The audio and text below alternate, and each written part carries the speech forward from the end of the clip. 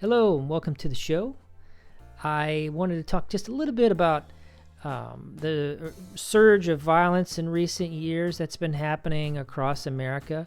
I know a lot of Americans are grappling with that.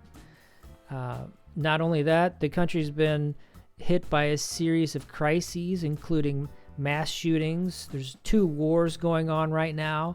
There's a pandemic that is over, I guess. I believe it's over, but some lingering effects are still out there.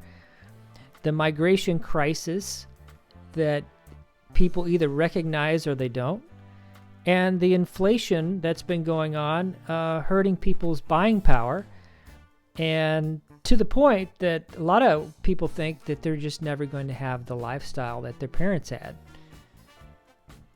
All of this has left Americans feeling like so many things have been spiraling out of control, and those who are in charge of addressing those issues seem not to be there to fix them. Maybe they can't, maybe they won't. I'm not sure. The rise of violent crime is a particularly alarming situation, with the country experiencing a shocking amount of violent crime rates. The situation has been further exacerbated by the fact that there is this woke movement that has permeated all facets of our lives, or you might call it a political correct movement. But it's causing us to ignore some of these issues and not recognize the violent tide that has swept across our country. The American people are understandably anxious and worried about the future. They are looking for solutions to problems that are plaguing our country. They want our leaders to take action and address the root causes of violence. They want to feel safe in their communities and homes. The violence in America is a complex issue that requires multifaceted approaches. It is not enough to simply address symptoms of the problem. We need to tackle the root causes of violence.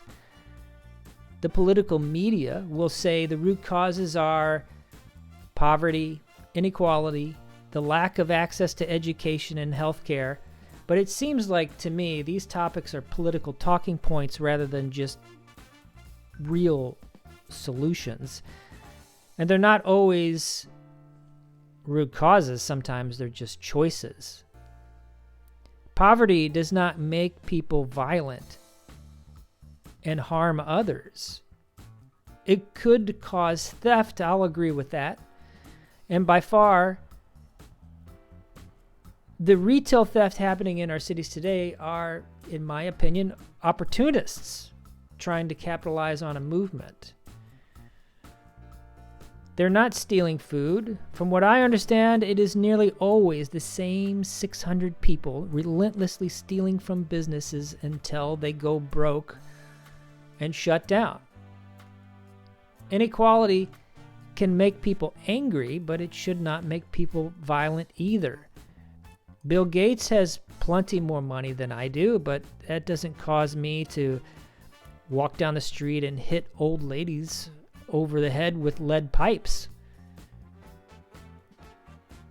You know, that's caused by a mental problem. That's not inequality. That's a mental problem. Access to education doesn't seem to be a problem either. There's plenty of people going through the schooling system that are ending up in jail and committing crimes. It seems to me it's more like what they're learning in school rather than if they're going to school. Healthcare is probably something I would agree with. I think healthcare may be a root cause only because of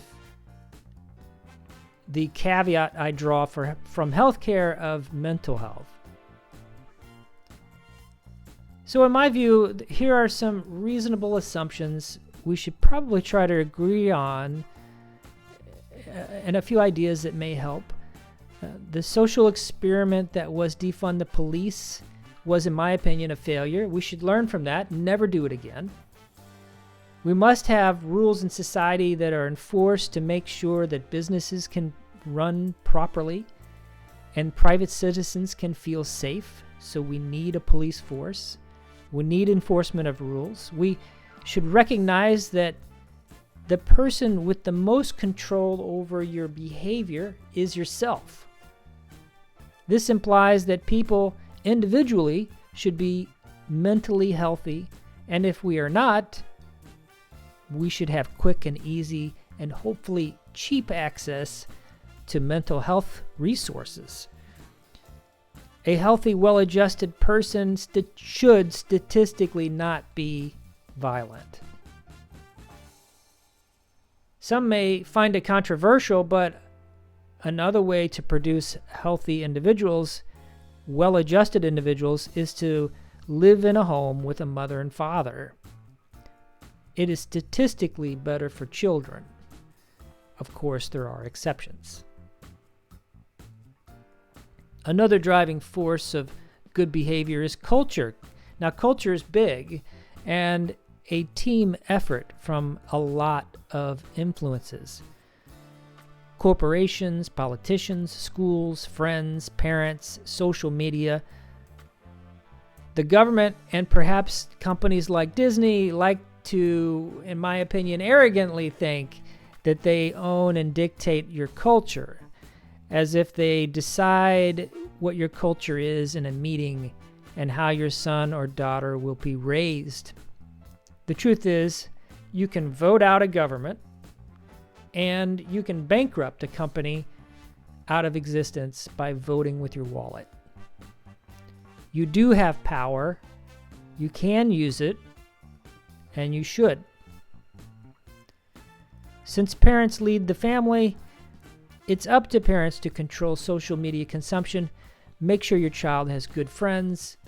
Generally, do the best you can and have a heavy influence on your child's behavior in a positive direction. We need to work together to build a safer and more just society for all, not by handouts. Handouts do not work. We gave handouts during the pandemic. A lot of those people are in the exact same spot they were. It probably doesn't help very much.